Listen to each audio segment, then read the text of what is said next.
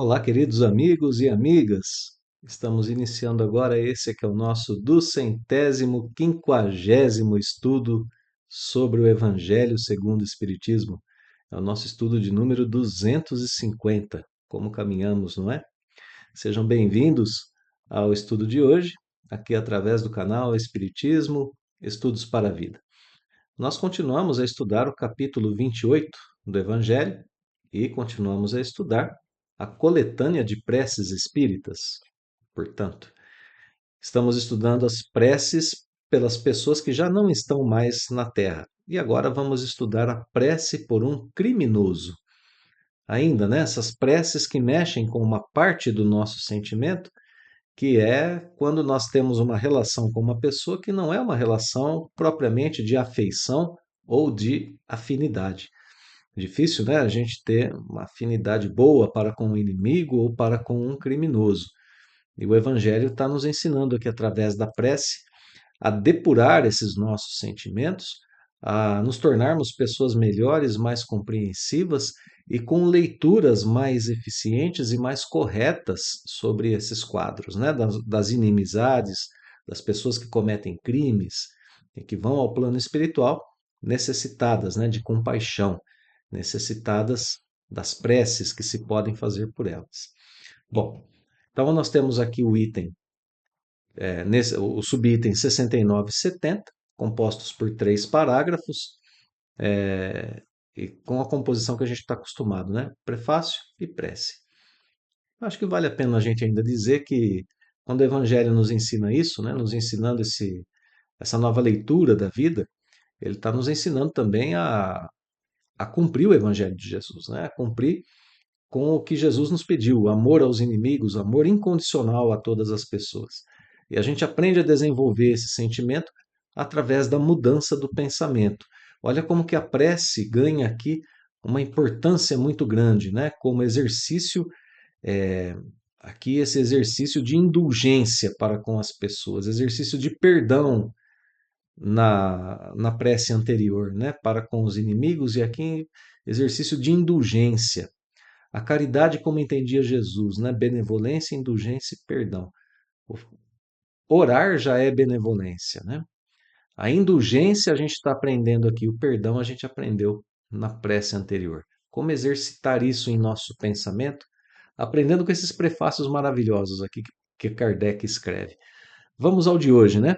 Prefácio da Prece por um Criminoso.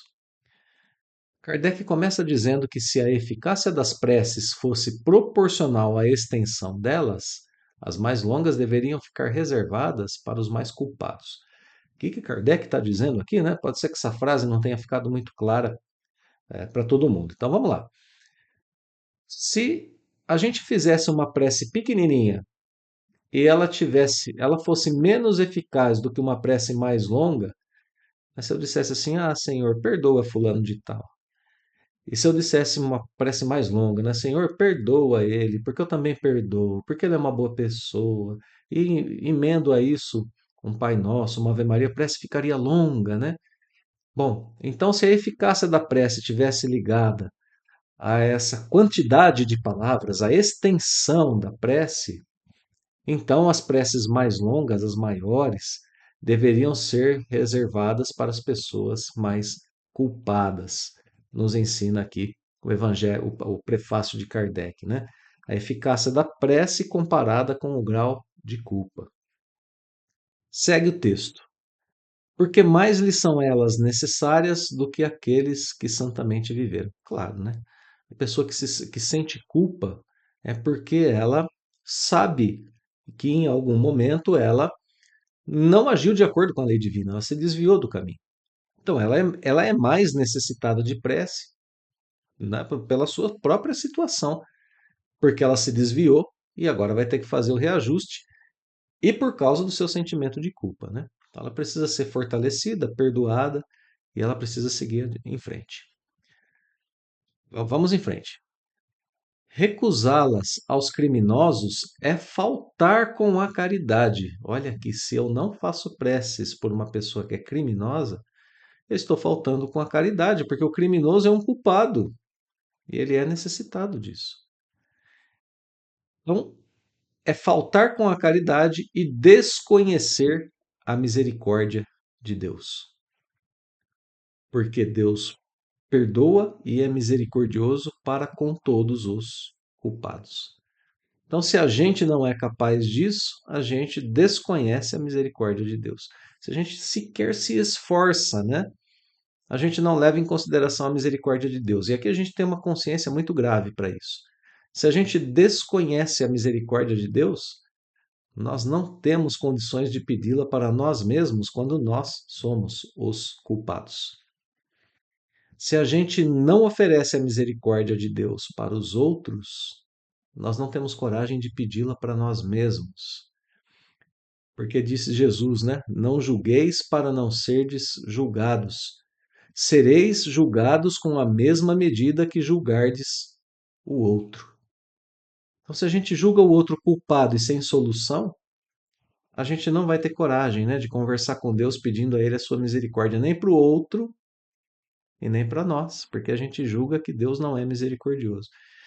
E esse é o maior equívoco que a gente pode ter em nossa existência.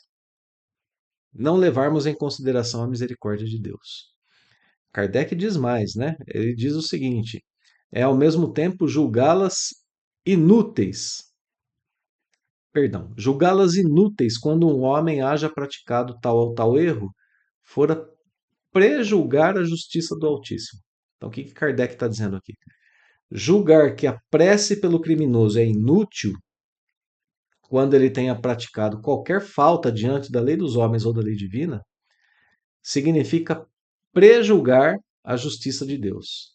Significa que a gente está achando que Deus tem uma justiça limitada, que Deus não consegue corrigir, de que Deus não consegue salvar, de que Deus não consegue perdoar certas faltas. E aí a gente sabe que a gente está errado. Então, esse prefácio nos coloca no seguinte caminho, né? Lembrando, a eficácia da prece não está no número de palavras. A eficácia da prece está na sinceridade, está na forma como se faz, está no fervor do pensamento, tudo aquilo que a gente já estudou até agora, né? Então, a eficácia da prece não está aí. Então, a gente não deve recusá-las aos criminosos, mesmo que elas sejam curtas. A gente pode fazer uma prece mais curta, mas a gente deve fazer, né? E assim a gente dá prova que a gente reconhece a misericórdia de Deus, que a gente reconhece a justiça do Pai Celestial, que a gente sabe que seja por um criminoso culpado de uma grande falta, ou por um criminoso culpado de faltas menores, como todos nós somos, quem é de nós que não é criminoso diante da lei divina? Quem é de nós que nunca cometeu uma falta diante da lei divina, aqui na Terra, pelo menos? Acho que todos nós já cometemos as nossas faltas, então todos nós necessitamos dessa misericórdia de Deus, necessitamos, né, é, da sua da sua justiça, né, da oportunidade de recomeçar. Então, as preces são válidas para todos nós. Vamos lá então, passado esse prefácio, vamos à prece. Senhor Deus de misericórdia, olha como começa a prece. Lembrando que Deus é misericordioso, que tem lugar no reino de Deus para todas as pessoas. Senhor, Deus de misericórdia, não repilas, não afaste esse criminoso que acaba de deixar a terra. A justiça dos homens o castigou, mas não o isentou da tua, se o remorso não lhe penetrou o coração. Então, nesse primeiro parágrafo aqui, a prece começa lembrando sobre a misericórdia de Deus e apelando a ela, né? Senhor, Deus de misericórdia. Depois pede o acolhimento divino ao criminoso por quem nós estamos orando. Pede para que Deus o acolha. Olha que interessante isso.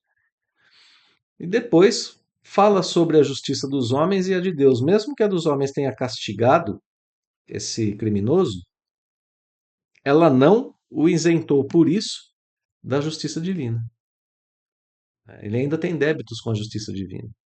Principalmente se o remorso, né, o arrependimento, não está disperso, não está desperto em seu coração. Então, aqui, né, o remorso, o arrependimento como uma condição até para esse espírito, né, poder se aproximar de Deus. Então, no fim, né, a gente está pedindo isso aqui na prece, para que esse espírito seja desperto, né? Consciência desperta a respeito de seus crimes e o arrependimento aqui para repará-los, né? Último parágrafo. Tira-lhe dos olhos a venda que lhe oculta a gravidade de suas faltas. Olha aqui. Continua falando sobre a conscientização, né? Sobre a consciência dessa pessoa pelas suas atitudes. Possa o seu arrependimento merecer de ti o acolhimento benévolo e abrandar os sofrimentos. Então, olha só, né? A gente está pedindo para que ele desperte, para que ele se arrependa e para que isso faça com que os seus sofrimentos sejam suavizados. E por fim, possam também as nossas preces e a intercessão dos bons espíritos levar-lhe esperança e consolação. Então, que a nossa prece tenha a ação nele de esperança e de consolo. Possa inspirar-lhe o desejo de reparar as suas ações, mas numa nova existência e dar-lhe forças para não sucumbir nas novas lutas em que se empenhar. Novamente, a gente já viu esse movimento anteriormente no texto, né? Inspiração através do pensamento e do desejo de reparar suas ações, mas numa nova existência. Ter forças, né? Para não sucumbir diante das novas lutas. Então, aqui o tratamento para o espírito, né? Para o pensamento, para o sentimento e para as ações que o espírito tem que fazer para ele conseguir essa reparação. E a última frase, Senhor, tende piedade dele. Que Deus seja piedoso em relação a essa alma, que, como qualquer um de nós, já errou diante das leis divinas e que precisa, né, ainda do olhar bondoso do Pai Celestial, que precisa sim da sua justiça para aprender os melhores caminhos, mas que precisa ter forças espirituais também para seguir adiante e para que possa, de fato, adequar a sua conduta às leis divinas, seguindo o bom caminho. É nova oportunidade, é perdão de Deus, é misericórdia de Deus, fazendo pelo criminoso aquilo que precisa ser feito por ele, para que ele possa seguir adiante como um filho de Deus, como uma pessoa que reconhece as faltas e que vai ter oportunidade de repará-las e não cometê-las mais. É assim que funciona a justiça de Deus, no sentido de educação, e não no sentido de punição né, nessa forma pejorativa como a gente aprende a palavra punição, né? Não a punição simplesmente para causar sofrimento, como a gente pensa nela, né? Eu estou sendo punido, estou sofrendo. Não, não, não, não. Quando a gente fala em punição diante da lei divina, nós estamos falando em processo educativo. Processo para que o espírito progrida, progresso para que ele seja uma boa pessoa, que é o que a gente deseja para toda a humanidade. Né? Como seria bom se todos nós tivéssemos a vivência desses processos e incorporássemos e sedimentássemos as experiências boas desses processos em nossas almas. Já teríamos progredido muito mais do que o fizemos até hoje. Né? Estaríamos convivendo com pessoas muito mais benévolas. Então, vamos ajudar para a humanidade crescer nesse sentido, fazendo as preces pelos criminosos.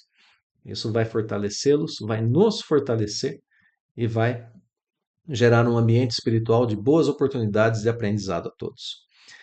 Queridos irmãos, queridas irmãs, eu deixo agora o meu agradecimento, o abraço fraterno, como sempre, e o convite para continuarmos a estudar o Evangelho segundo o Espiritismo em breve. Até logo mais.